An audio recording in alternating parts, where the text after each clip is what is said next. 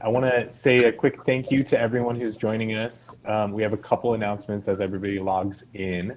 First, you'll notice the session allows you to have your cameras and mics on.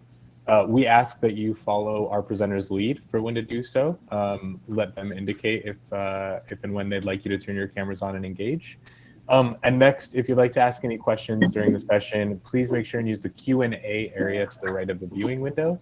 And I think we're all ready to get started. So I'm going to hand it over to our speakers and specifically pass it to Edie. All you. Thank you, Sama. Hello, everyone. Thank you so much for joining us today.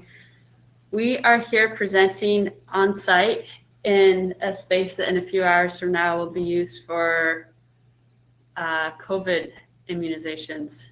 And it in some ways may not be ideal for presenting, but I think it makes it even more real, the work that we're doing to integrate food into the clinical space.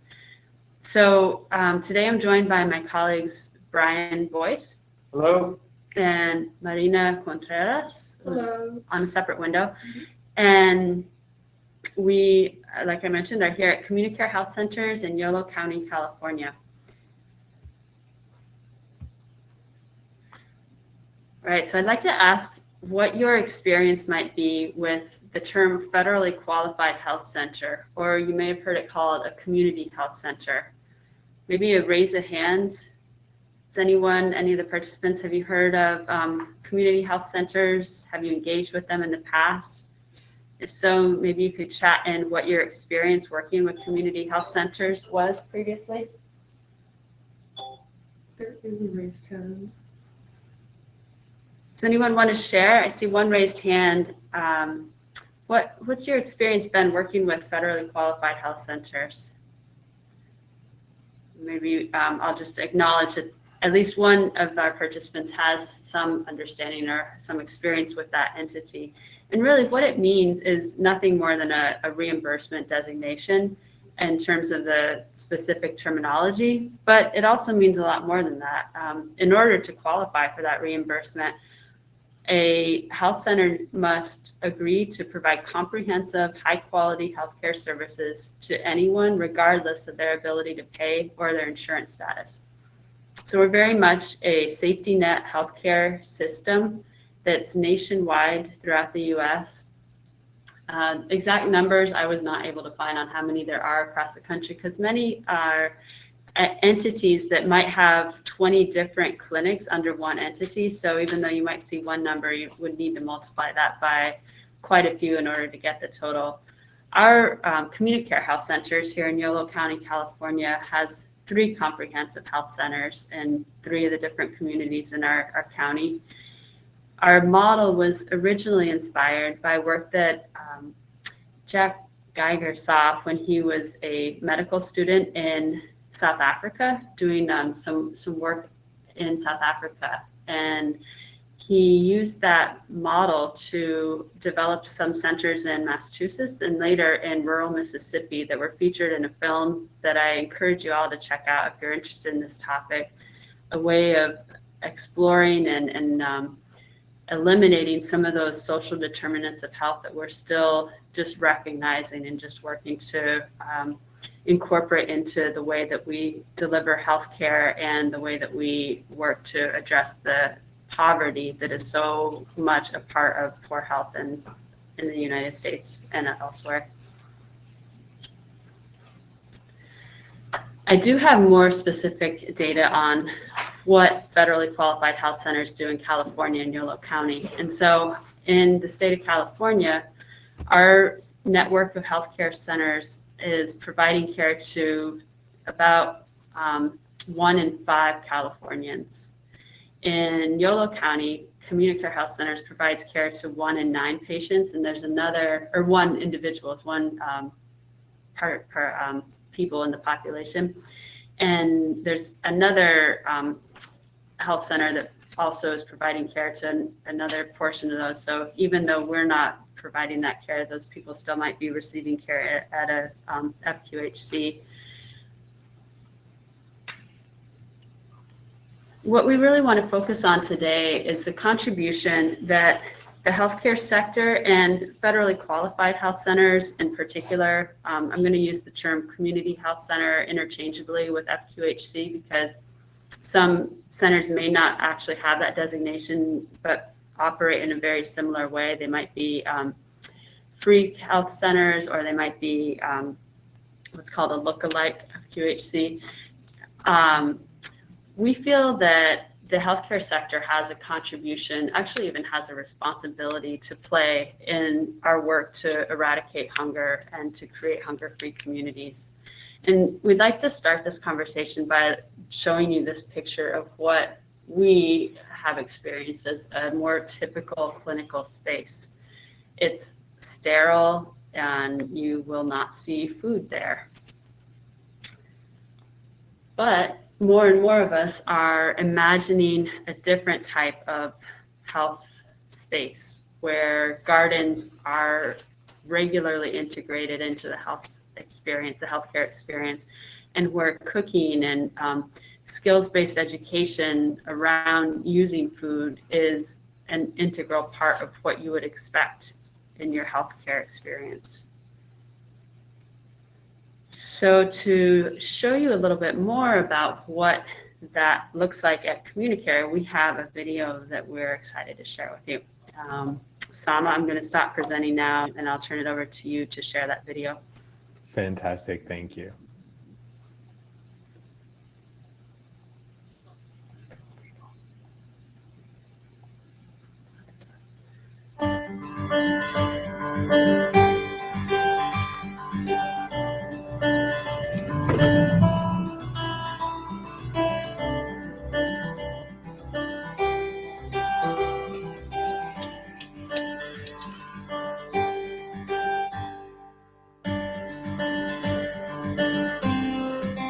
Thanks for coming in. Thank It's so you. nice meeting you. Nice to meet you too. Thank you.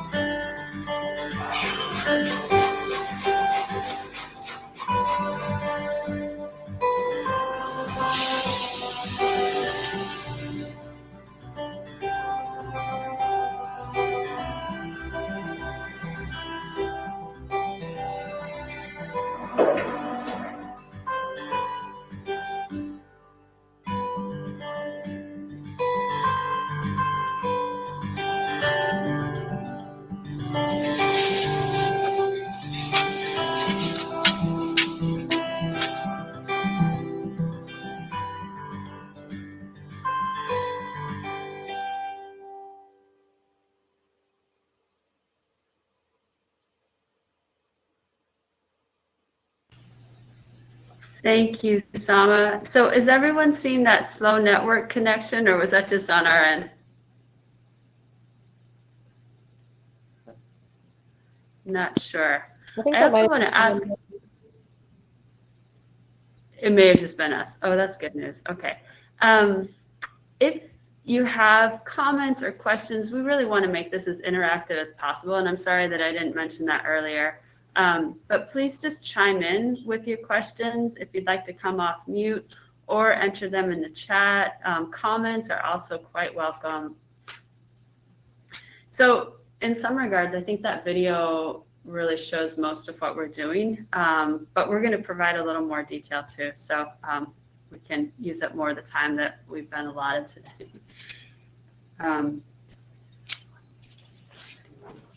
Take a step. Okay, it's gonna show up in your videos, but okay. So a little bit about why food is essential for the clinical space, or why is this important? We have known that a lot of the chronic diseases have been due to poor diets, or they're just related to the diet that one is part of, and 45% of that is a burden from chronic diseases due to poor diets. There's also a high cost in the patient associations with poor diets. In the Medicaid, there's a estimate of $300 and $318, and in the Medicare, it's $481. And this is more prominent in the low-income families. They have higher rates of chronic diseases, mental illnesses, and food insecurity. So this is a reason why food is essential to trying to integrate in the clinical space as a part of the healing process or preventative process for dealing with these chronic diseases that are prominent in our low-income communities. Thanks, Marina. And beyond that, dollars and cents perspective, while that's important, we also feel like there's a moral and ethical responsibility that we all have to play to contributing to a healthier society and healthcare in particular. That too often we've just relied on medications, and that food not only can play a role in decreasing that burden of chronic disease, but it can also bring people together, which we know has other health benefits. People who are connected to others are healthier, are more mentally well, and it can connect people to the earth and to cultural traditions. And the picture here that you see is from our Dia de los Muertos installation and ofrenda that we did in 2020.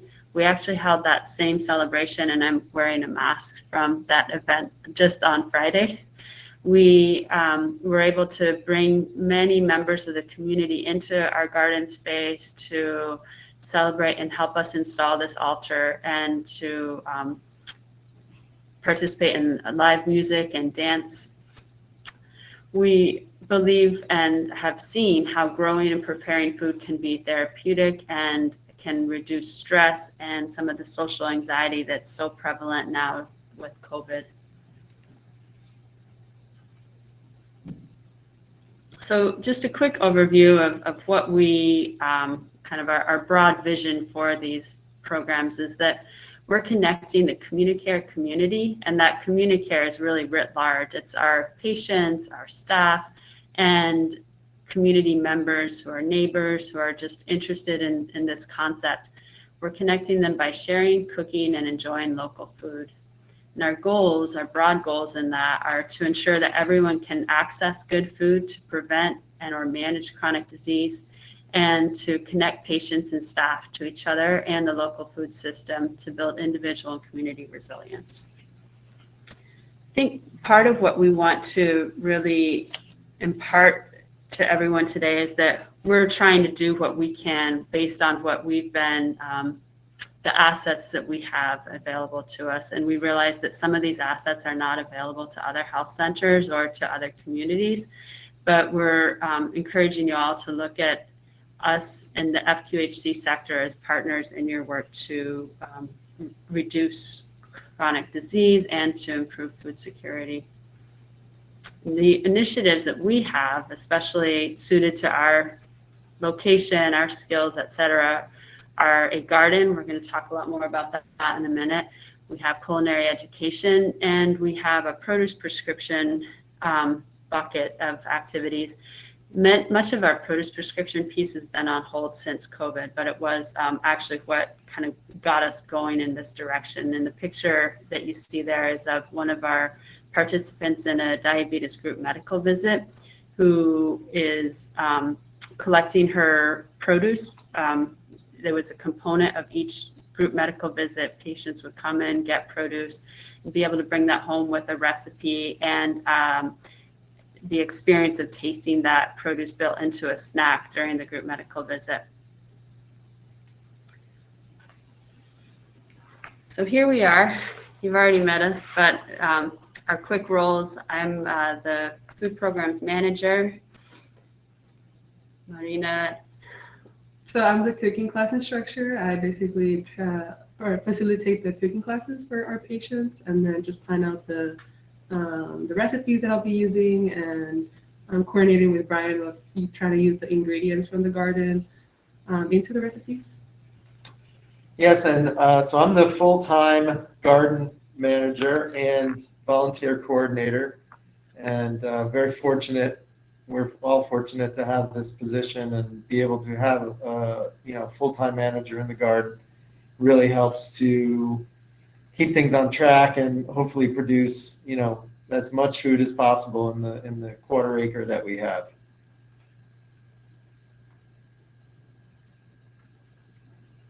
We're also really fortunate to have a great contingent of volunteers and support from our colleagues. So at the top are all of our volunteer and a consultant chef who've helped with our cooking class instruction. And then you'll also notice 2 of our providers are included in these pictures that are so key in promoting and being champions of our efforts. We rely on regular participation of UC Davis Sustainable Ag students, shown here in the lower left. We have 2 to 3 per quarter, and that's very helpful to the garden and hopefully educational to them as well. Very hands-on. I work directly with them. And also shown is our star patient volunteer. You'll see him more later in our presentation, but he is a regular participant 3 times a week, and he is spearheading our composting operation. He's learning it as he goes, and it's quite successful. And so we hope to expand patient participation as time goes on. So some details on our garden and outdoor classroom. The outdoor classroom is to be constructed here in the next month or so. It's a 600 square foot redwood pergola that will have permanent shade and plastic cover. So it'll really be a 3 to 4 season use here in California. And so within the garden, we have 12 raised beds, and we do raised bed production and in-ground production. We focus on familiar, traditional, and innovative high nutritious foods. Trying to get more fresh food into people's lives. We plan for year-round seasonal production of vegetables, tea herbs, small fruits, and tree crops. There are fruit trees planted for future production. We have compost area and a worm compost area for both production for the garden and future educational opportunities for classes, visitors, patients, community members. We're fortunate to have a greenhouse where we produce seedlings for the garden, and also hopefully to provide seedlings for patients who are already gardeners, to send them home with plants so they can grow their own food as well as take advantage of what we grow in the garden. We have native California plantings as our landscaping, which provides for beneficial insects. We're an organic, fully organic garden. So we farm for both patients and pollinators and beneficial insects and local wildlife, birds. So it's becoming a sanctuary for both nature and for our patients and clients. We will be developing a behavioral health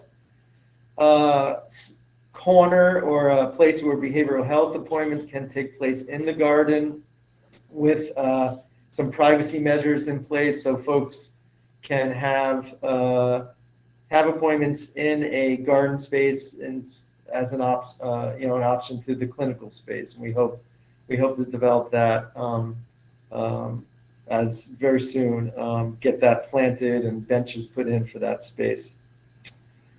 Let's see, we can go on to the next slide. So this shows what we started with. It was a bare, we're fortunate to have this bare lot that had not been turned into a parking lot. It was just open ground. And I've been told by neighbors that it's been this way for as long as they can remember. So the local folks are very happy to see it turned into the garden. You'll see more pictures of the garden as we go on. Shows the first work we had to do was with some very large machinery to move some soil around. It's very heavy clay soil, very challenging, the most challenging soil I've ever encountered. But with the compost and other amendments and work and donations of compost, time, labor, irrigation. Really, folks rallied to help this garden come into being. And I was told that the interest in a garden existed since the 70s when the CommuniCare was, came into being as a free clinic, started as a free clinic. So it's very gratifying, I think, for myself, and I think for many others who wanted to see a garden be part of the clinic. And I want to point out how important it is that leadership of CommuniCare is behind this project, because without leadership, the funding could not be pulled together that we needed to. And so that's key to a project like this, is that the funding and the leadership is put together. I feel very fortunate to have this opportunity. And yeah, so we grow in raised beds and in-ground production. I'm really growing as much food as I possibly can in a quarter acre. That's my goal. It gets a little messy sometimes, a little crowded, but that's the goal, and it's going very well. We'll look at distribution a little later, but just so you know, right now food is distributed daily in the clinic waiting room. We'll show a slide of how that's progressed. But in addition to the cooking classes, it's a daily table of food available in the waiting room.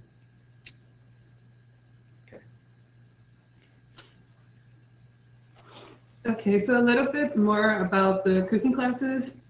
My part is doing the culinary education. Ever since the cooking classes started, they weren't meant to be in person, but due to COVID, they have been turned into being virtual. We have had up to 58 individuals who have participated in our cooking classes, and we hope that increases over time. And a lot of participants have received nutrition and cooking information within the cooking classes or through the produce distribution on our waiting area on our clinics. And we do have around 35 different produce items that we have introduced to participants, so including diversity of foods and culturally relevant foods to our patients is really important for us as well. And our current staff have been trained to, sorry.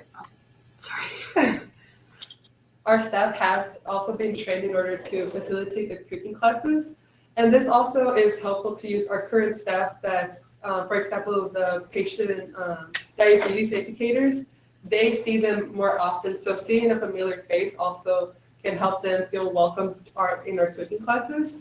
And each clinic, so we have 3 clinics. One is in Davis, and then the other one is in Woodland, and the other one is in West Sacramento. And each clinic does have designated cooking supplies for when we are able to do in person. So I will alternate between sites and providing that on-site cooking classes, and I would have all the materials that I would need, so it could be accessible. And then our program that we implement is the Cooking Matters, and that is an evidence-based program, and they offer their training and curriculums and technical assistance that we can use in order to provide that education to our patients. And so for our cooking classes, usually a patient goes in through their either dental, their medical, or behavioral health appointment.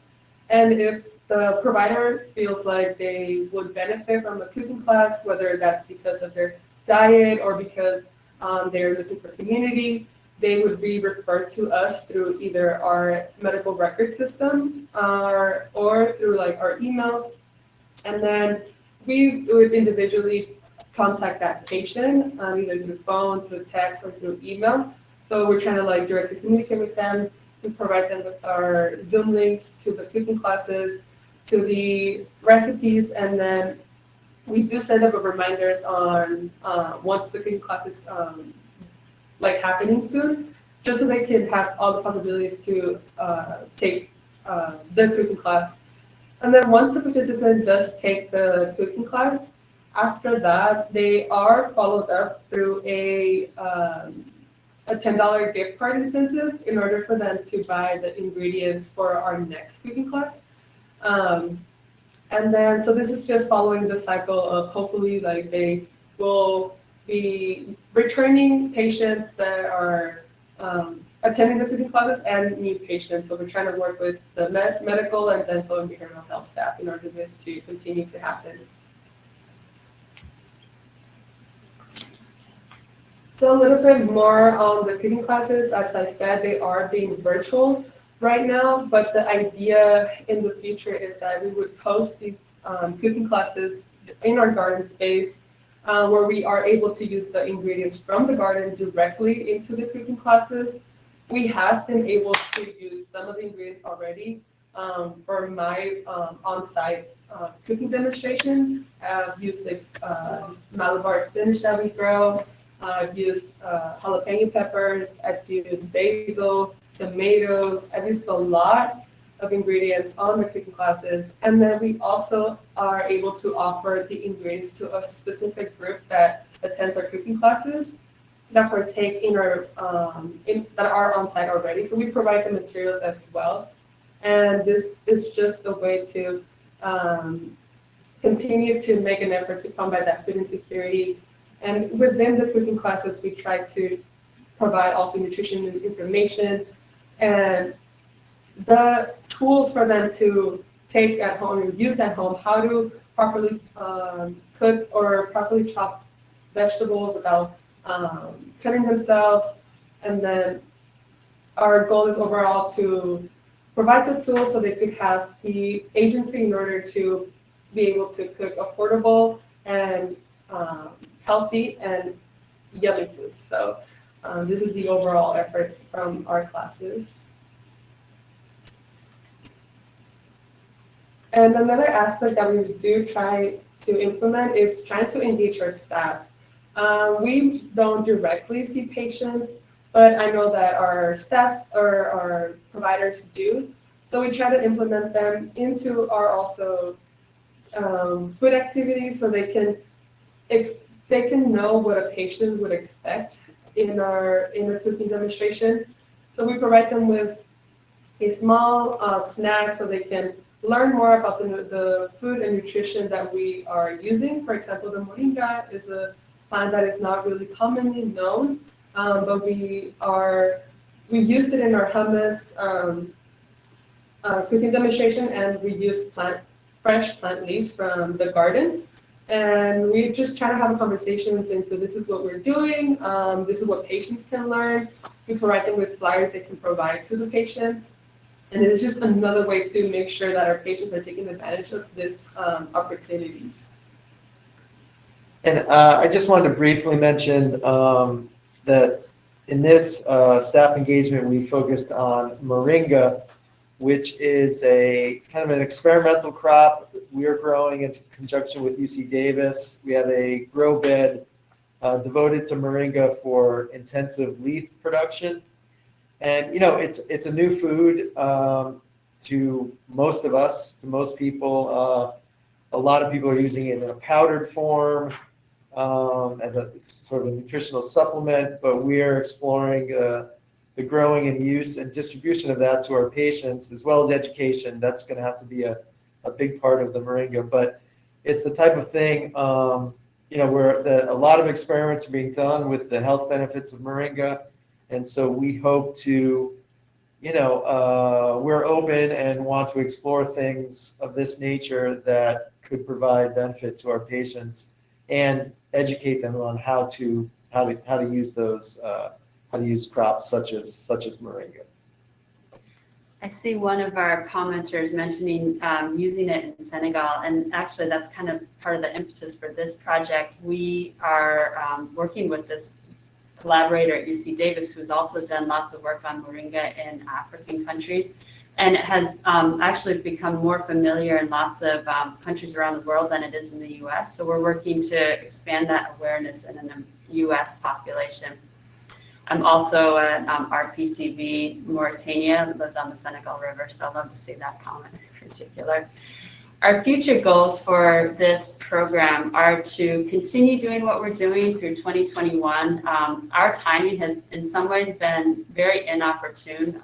Brian mentioned how we broke ground the week that everything shut down with COVID, but that also really brought home the importance of food security. We knew from the start that we needed to grow as much food as possible because there was going to be a severe food security crisis.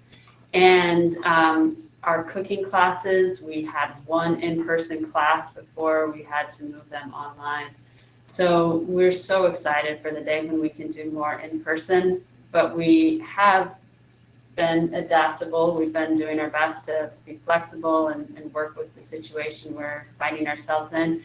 So once we're able to, we want to add our Spanish language classes back in. We had been doing some Spanish language classes previously, and they've been on hold for several months. We are so excited to do in-person activities, and we also hope to expand into doing more taste tests with patients.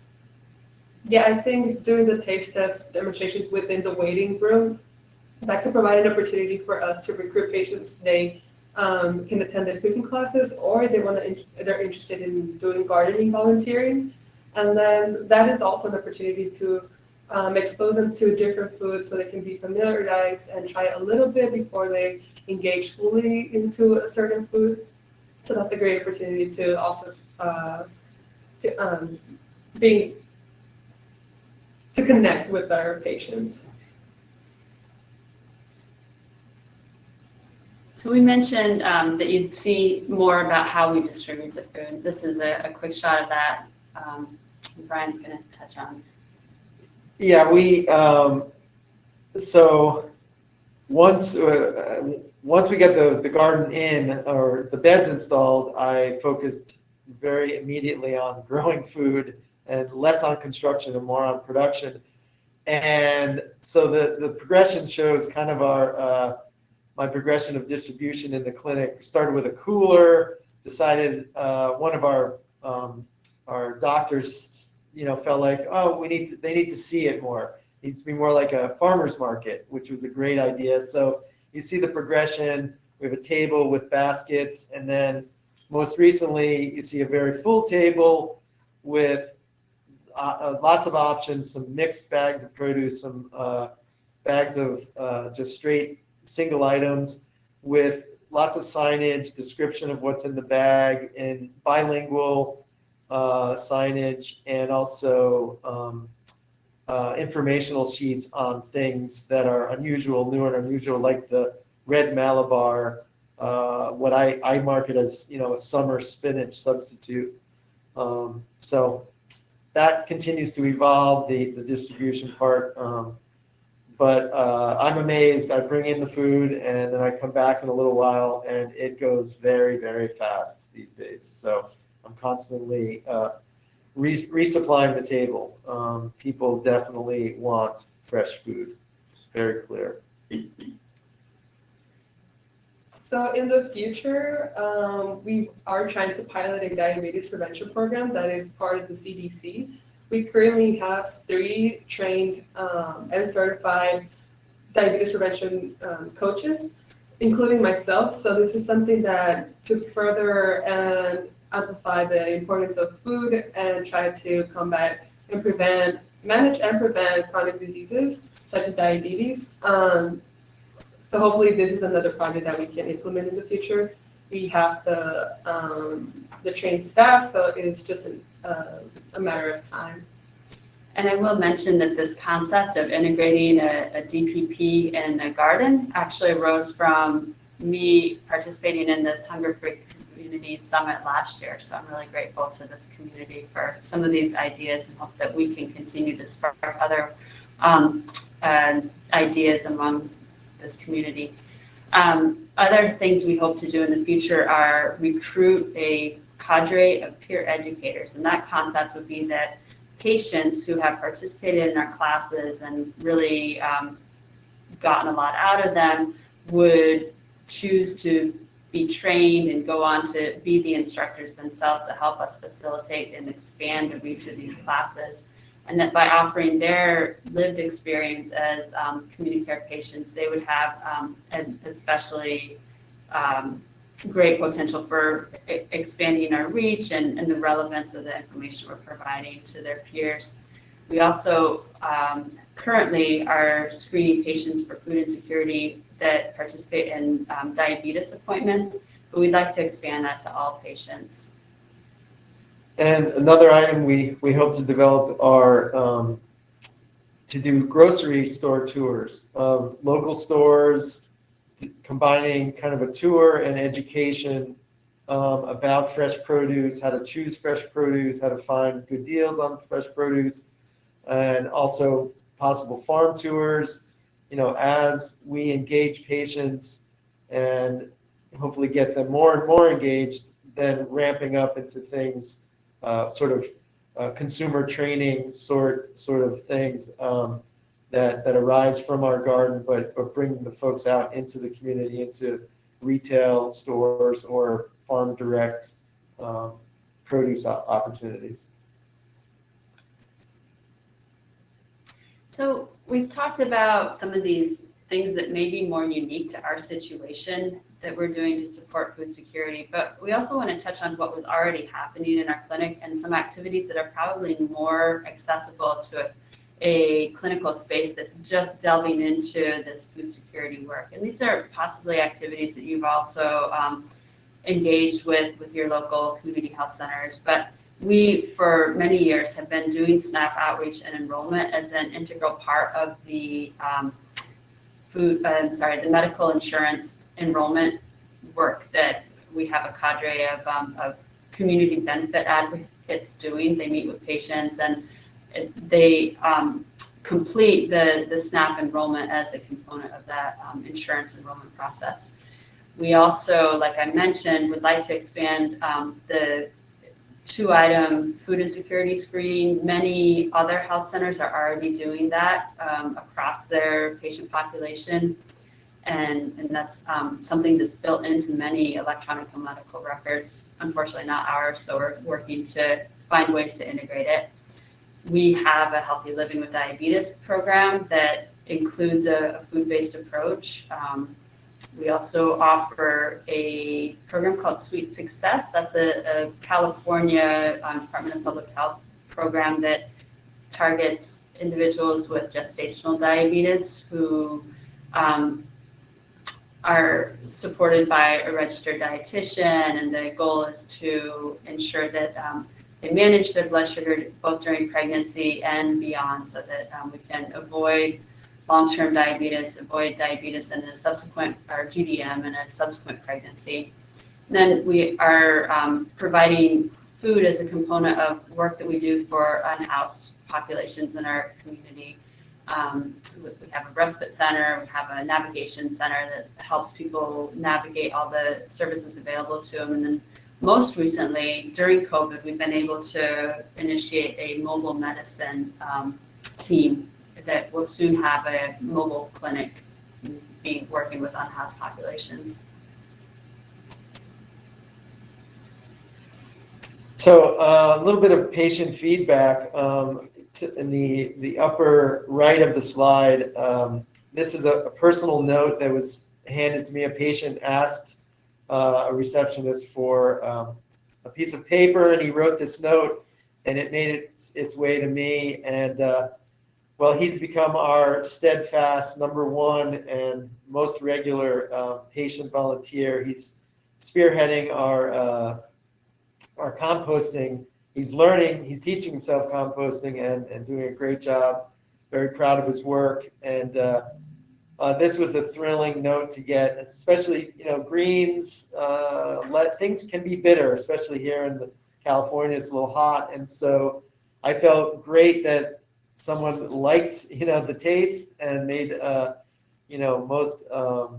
major point of the taste, because we do want things to taste good, because that encourages people to eat fresh produce. And so I'm thrilled that he's become, a trusted regular participant. and we hope to expand that more as restrictions loosen, hopefully in the coming months and years. So that note really inspired us to start a more intentional effort to get feedback from patients. And so these other notes are ones that people have offered along the way. I realize we're almost out of town and we have a couple more slides, but I don't feel like they're all that essential. And I want to open the floor in case there are any questions or comments we might be able to address in the remaining couple minutes we have with you.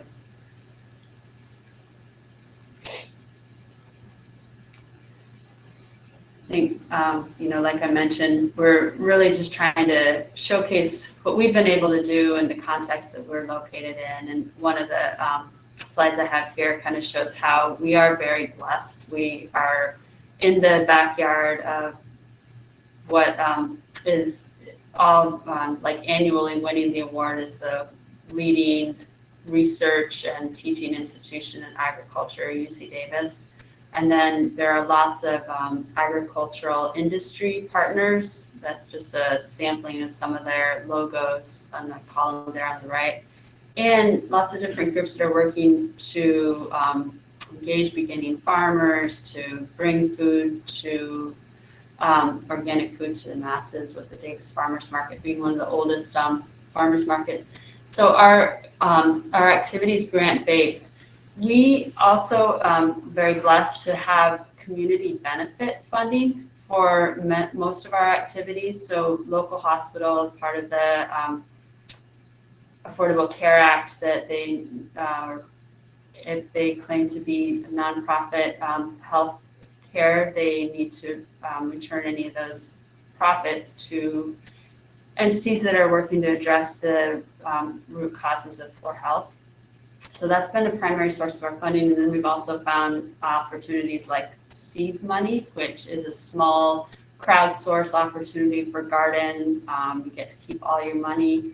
We hope that we can at some point expand our evaluation efforts and demonstrate that we're actually having a measurable impact on some of the incentives that healthcare is rewarded for achieving, like reducing A1C levels, or there's UDI measures that are incentivized for the healthcare industry. So that would be our long-term means of being more financially sustainable, but we anticipate that will always be somewhat grant or funder driven. Reliant on some of those external means of support. Thank you for your participation. We really appreciate your interest in this area. The other thing that I wanted to mention was that we are also at an exciting time in that there are both federal and statewide initiatives that may expand the opportunities for using federal funding for food in the clinical space. So there's a piece of legislation at the national level for a food as medicine pilot that would be medically tailored meals. And then California is in the middle of this CalAIM process. So I realize we're at time. Thanks again for your participation. Our contact information is on our last slide here, and we encourage you to reach out if you have any questions, if you'd like to stay in touch, if you'd like to partner, quite open to that. Hey, thank you so much. I just want a special thanks to Edie and Marina and Brian. Up next is a short 15-minute break, and then we'll begin the next set of 4 workshop sessions providing solutions, best practices, and toolkits you can start to utilize within your respective communities. To join one of these 4 sessions, click Workshops in your navigation bar to the left of your screen and click Enter the Session. That concludes our workshop. To exit the session, please click on the red phone icon at the bottom of your screen now, and then click Leave. Have a great rest of your day. Thanks, everybody. Thank you, Sama, and thank you, everyone else.